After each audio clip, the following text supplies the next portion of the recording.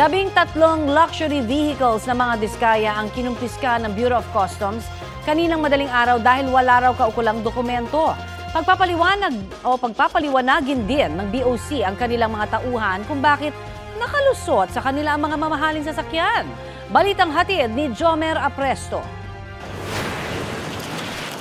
Kuha yan sa mismong compound ng St. Gerard Construction sa Pasig City mag-aalas 2 ng madaling araw kanina. Isa-isang inilalabas sa mga luxury vehicle ng pamilya Diskaya para dalhin sa tanggapan ng Bureau of Customs sa Maynila.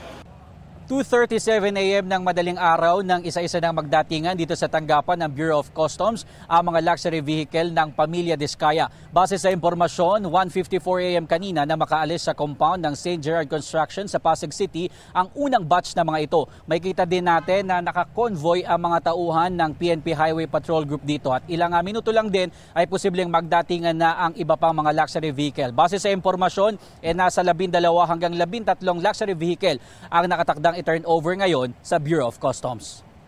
2:43 AM naman ang dumating ang pangalawang batch ng mga sasakyan.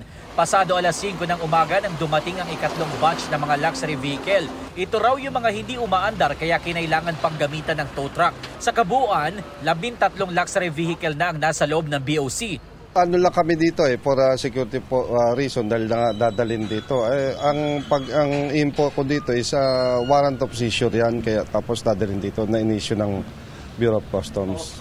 Yun lang ang information na kaya naming sabihin as of now.